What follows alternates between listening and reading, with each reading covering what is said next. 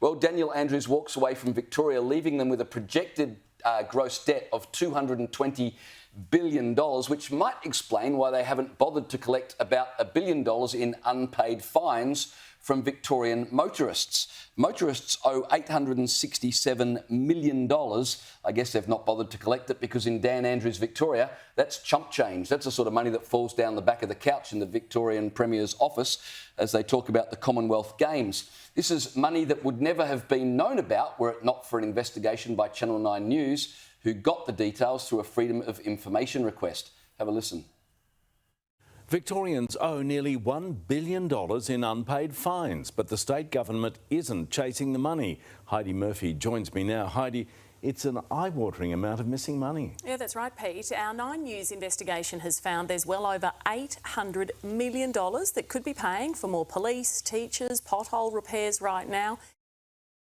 So specifically, there's $353 million in unpaid speeding fines, $267 million in unpaid tolls, $111 in unpaid parking fines. $111? Sorry, million. $76 million in court penalties and $65 million in unpaid red light fines. Now, the Attorney-General, Jacqueline Symes, she said the reason they haven't collected the money, well, it's because of the pandemic. We took a very empathetic response to fine recoupment during COVID, for example. So a lot of the sheriff's work is now picking up. Right, it was because of the Victorian government's empathy, because when you look up the word empathy in the Oxford Dictionary, where the definition normally is found, you'll just find a photograph of the Victorian government during the pandemic.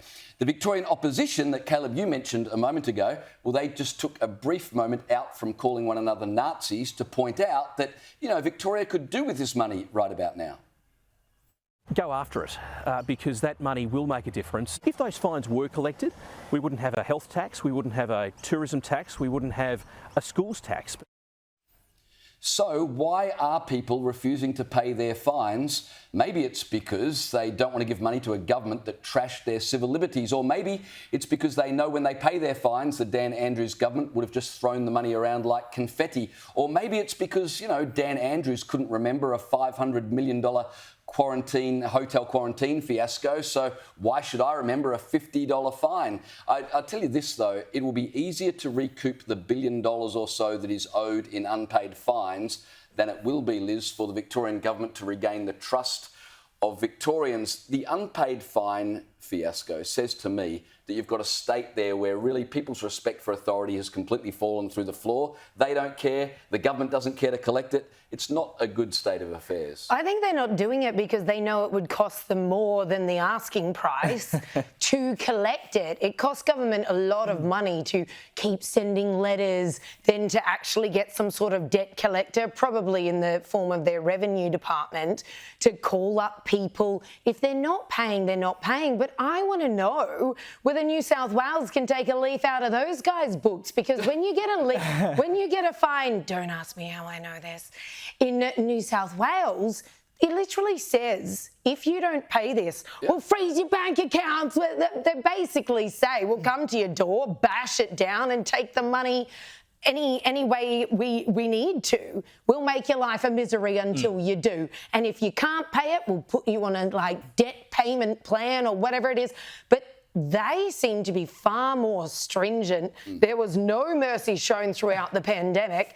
And I love that the Attorney-General has made it out to look that way. We know this has absolutely nothing to do with empathy, and the fact that they probably don't have the infrastructure in place to be able to call up. They can't afford to hire anyone to do it. Have that many well, fines. only because they let it get that out of control. I think that 9 News reported that the number of demand notices is less than half what it was 5 years ago. So this is something they've allowed to build up over time to the point where now you wonder, can they ever get that money back? Well, you know what they do in Victoria, and I've not heard of them doing this anywhere else. They have people from the Sheriff's Department drive around with cameras on the top of their cars that read number plates, and it tells you whether that car has any unpaid fines attached to it. And they drive around shopping centres with these cameras detecting cars in the shopping centre car parks, and if you haven't paid your fine, they go and put wheel clamps on you so you can't get out of there, right. basically holding you to ransom. Pay up or you don't get your car back.